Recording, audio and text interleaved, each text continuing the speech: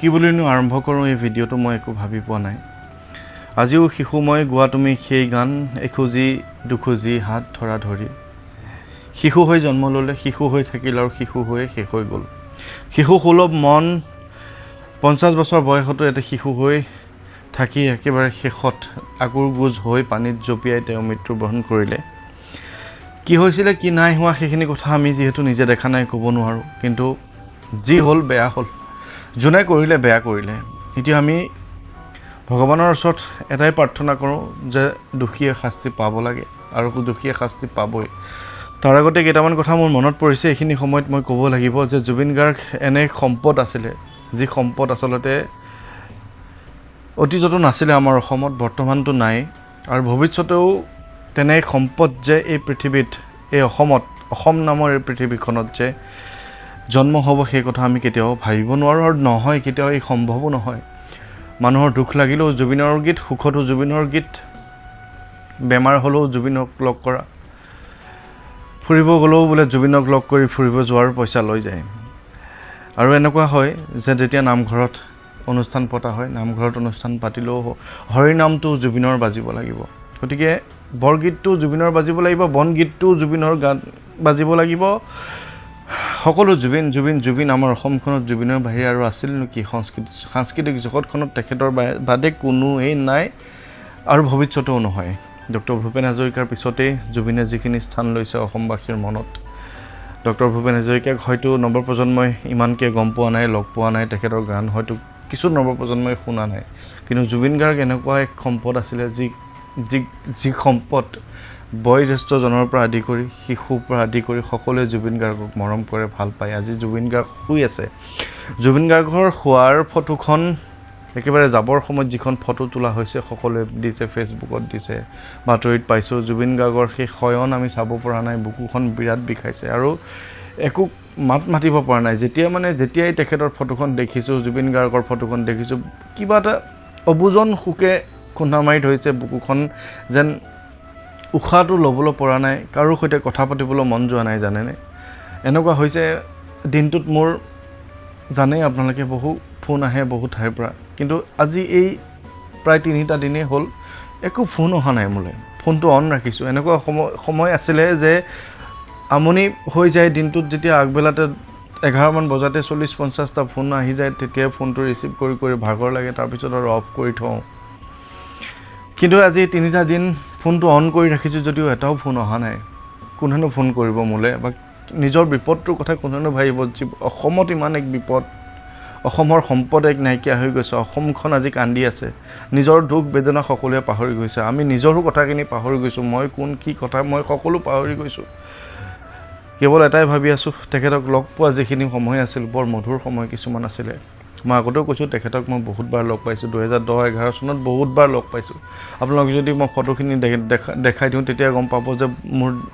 পোচাকযোৰ সলনি জুবিনদাৰ পোচাক সলনি মানে আমি বহুতবাৰ বহুত দিন লগ পাইছোঁ তেখেতক আৰু তেখেতৰ যিখিনি কথা আজিও কাণত ভাহি আছে আৰু মই এই কথা কেতিয়াও কাৰো আগত কেতিয়াও প্ৰকাশ কৰা নাছিলোঁ না মোৰ গাঁৱৰ কাৰোবাৰ আগত তেনেধৰণে প্ৰকাশ কৰিছিলোঁ যে জুবিন গাৰ্গৰ সৈতে তেনেধৰণে লগ পাইছোঁ তেনেকৈ লগ পাইছিলোঁ তেখেতৰ গাত ধৰি ফটো উঠিছোঁ বা তেখেতে এনি টাইম আমাৰ লগতে আছিলে দিনটো 4-5 ঘণ্টা সময় কাকো কোৱা নাই তেখেতৰ মৃত্যুৰ পিছতহে কৈছোঁ একেবাৰে ভাল লগা নাই খাবলৈ শুবলৈ কোনো ক্ষেত্ৰতে ভাল লগা নাই আৰু এইখিনিতে এটা কথাই মই ক'ব বিচাৰিম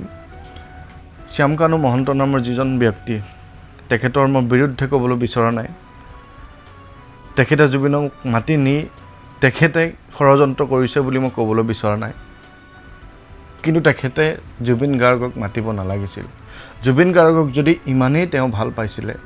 জুবিন গাৰ্গৰ স্বাস্থ্যৰ কথাটো তেওঁ জানে এজন এপিলেপসি যিটো কয় চিজাৰৰ কথাটো কয় সেইটো আমাৰ অসমীয়া ভাষাত ভাঙি দিলে মৃগী বেমাৰ যিটো বুলি কোৱা হয় যে মৃগী বেমাৰ যে যিখিনি সময়ত মানুহজন ক'ব নোৱাৰা হৈ যায় ঢাল খাই পৰে দাঁতে লাগি যায় এই সময়খিনি এই কথাখিনি মৃগী বেমাৰ পৰা একদম মগজুৱে কাম নকৰা হৈ যায় সেইখিনি সময়ত মৃগীৰ বেমাৰ যি মৃগীৰ বেমাৰত পানীৰ পৰা সাৱধানতা বিভিন্ন ঠাইৰ পৰা সাৱধানতা কাৰণ সেই সময়ত যদি তেওঁলোকৰ সেই এটেকটো আহি যায় মৃগীৰ বেমাৰ এপিলেপসি থকা মানুহৰ তেওঁলোকক বচোৱাটো বহুত কঠিন বা পানীত পৰি যদি মৃগী বা সেই এটেকটো আহি যায় মানুহজন বচাব নোৱাৰে সেই কথাখিনি শ্যামকানু মহন্তই জানিছিলে সিদ্ধাৰ্থ নামৰ তেওঁ মেনেজাৰজনে জানিছিলে বা আন যদি কোনোবা তেওঁৰ অতি ঘনিষ্ঠ যোনসকলে তেওঁক পানীত নামিবলৈ দিছিলে তেওঁলোকে জানিছিলে হয় জুবিন গাৰ্গ আকুৰগোজ তেওঁ শিশুসুলভ মন কিন্তু তেওঁক মনত পেলাই দিয়াহেঁতেন কিন্তু তেওঁ সেইটো কথা জানিলেহেঁতেন বা জুবিন গাৰ্গৰ সৈতে আন এজনে যদি একে সময়তে জঁপিয়ালেহেঁতেন তেতিয়া কিন্তু এই ঘটনাটো নহ'লহেঁতেন শুনিছোঁ 8 ঘণ্টাৰ আগতেই জুবিন ঢুকাল আৰু জুবিনৰ মৃত্যুৰ কথাখিনি লুকুৱাই ৰখা হৈছিল কিয় লুকুৱাই থোৱা হৈছিল এইখিনি এক ষড়যন্ত্ৰ বুলি আমি ভাবিব পাৰোঁ কিবা নহয় কিবা এটাতো জুবিন গাৰ্গৰ লগত এই মৃত্যুৰ লগত জড়িত হৈ কথা আছে আমি একো ক'ব নোৱাৰোঁ আইনে শাস্তি বহুত পিছত দিব আজি যদি কোনোবা দোষীও হয় সেই বিচাৰ আমাৰ অধিকাৰ নাই আমি জাষ্টিছ কৰাৰ আমি জাজ কৰাৰ কোনো ধৰণৰ আমি বিচাৰ কৰাৰ আমাৰ ক্ষমতা নাই সেইখিনি আছে ন্যায়ালয় সেইখিনি শুদ্ধই হওক বা অশুদ্ধ হওক পুলিচে যি ৰিপৰ্ট দিব সেই হিচাপে ন্যায়ালয়ে ঘোষণা কৰিব কিন্তু এটা কথা মনত ৰাখিব ওপৰত এজন বহি আছে আমি বজৰং বলীক প্ৰভু হনুমানক খুব বিশ্বাস কৰোঁ তেওঁৰ হাতত ইমান শক্তি আছে তেওঁ কলিযুগৰ ৰজা আৰু সেই ৰজাজনে সিদ্ধান্ত ল'ব কাক কেতিয়া মাৰিব লাগে কাক কেতিয়া শেষ কৰিব লাগে আজি শ্যামকানু মহন্তৰ নাম মই ক'ব বিচৰা নাই সিদ্ধাৰ্থৰ নাম ক'ব বিচৰা নাই আৰু যিসকলে তেওঁক যদি কোনোবাই ষড়যন্ত্ৰ কৰি মাৰিছে তেওঁলোকৰো নাম ক'ব বিচৰা নাই মই এইটো কথা ভাবিব নোৱাৰোঁ যে জুবিন গাৰ্গক কোনোবাই মাৰিব বা কোনোবাই ষড়যন্ত্ৰ কৰিব যদি কৰিছে মই এইখিনি কথা মোৰ অন্তৰৰ পৰা যিমানখিনি ক্ষেত্ৰত মোক প্ৰভু হনুমানজীয়ে আজিলৈকে ৰক্ষা কৰিছে যিমানখিনি বিশ্বাস মোৰ তেওঁৰ ওপৰত আছে মই এই কথাটো মই ভগৱানৰ ওচৰত বাৰে প্ৰতি কৈ আছোঁ আৰু যিটো কম চিৰজীৱনলৈ কম যে অতি সোনকালে আইনে বিচাৰ কৰাৰ আগতে তেওঁলোকৰ যেন বেয়া হোৱা খবৰ এটা আমি পাওঁ মই কেতিয়াও কাৰো বেয়া হোৱা কোনো দিন ভাবি পোৱা নাই কাৰোবাৰ যে বেয়া হওক কোনো দিন ভাবি পোৱা নাই কিন্তু আজি ক'বলৈ বাধ্য কাৰণ এজন সম্পদক আমাৰ শেষ কৰিলে জুবিনদাৰ নিচিনা মানুহ এতিয়া কোনোবা এজন দুখীয়া মানুহৰ যদি কেঞ্চাৰ হয় কাৰ ওচৰলৈ যাব কোনোবাই টকাৰ লালসত যদি জুবিনক শেষ কৰিছে সেইজন মানুহে কেতিয়াবা কোনোবা এজন দৰিদ্ৰ লোকক সহায় কৰি পাইছেনে নে জুবিনৰ টকাখিনি দেখি কাৰোবাৰ লোভ লাগি তেনেধৰণে কৰিছে এইখিনি কথা মই যিদৰে সকলোৱে আন্দাজত কৰি আছে যিদৰে সকলোৱে কেৱল অভিযোগ আনি আছে মই অভিযোগ আনিব বিচৰা নাই মই কেৱল কৈছোঁহে দুখ লাগিছে মনৰ দুখত এই কথাখিনি কৈছোঁ বাকী একো ক'বলৈ যোৱা নাই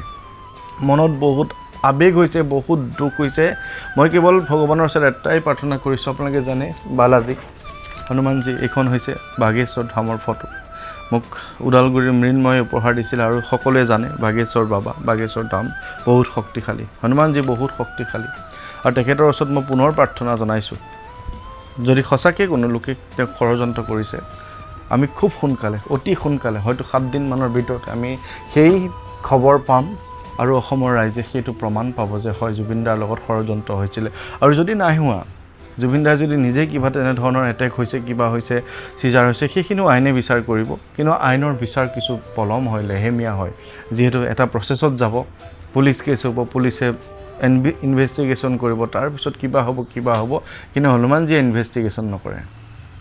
হনুমানজীৰ ওচৰত ইনভেষ্টিগেশ্যন কৰিব পৰা সেইখিনি তেওঁৰ সময় নাই তেওঁ দেখি আছে কোনে কি কৰিছে গতিকে তেওঁ ইনভেষ্টিগেশ্যন নকৰাকৈ সকলোখিনি জানে কেনেকৈ কি হৈছিলে গতিকে মই মোৰ ভগৱানজনক মই অনুৰোধ কৰিছোঁ আপোনালোকেও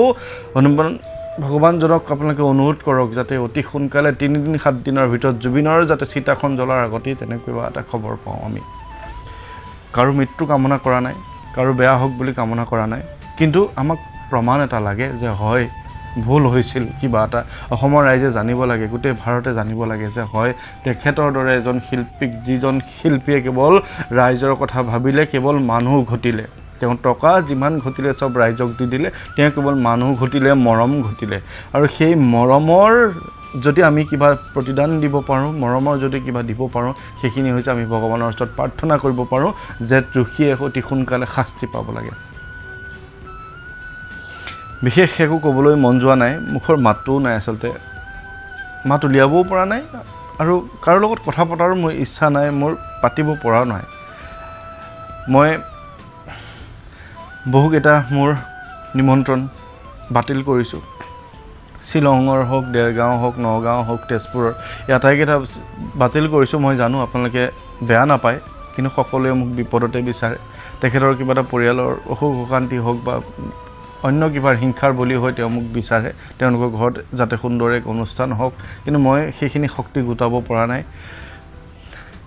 কেতিয়ালৈ সেইখিনি শক্তি গোটাব পাৰিম নাজানো কিন্তু আপোনালোকৰ কথাখিনি ভাবি হয়তো যিহেতু মন সলনি কৰিব লাগিব পৰিস্থিতিক আমি মানি ল'ব লাগিব ভগৱানৰ ওচৰত পুনৰ প্ৰাৰ্থনা জনাইছোঁ দোষীয়ে শাস্তি পাওক জুবিন দা অমৰ হওক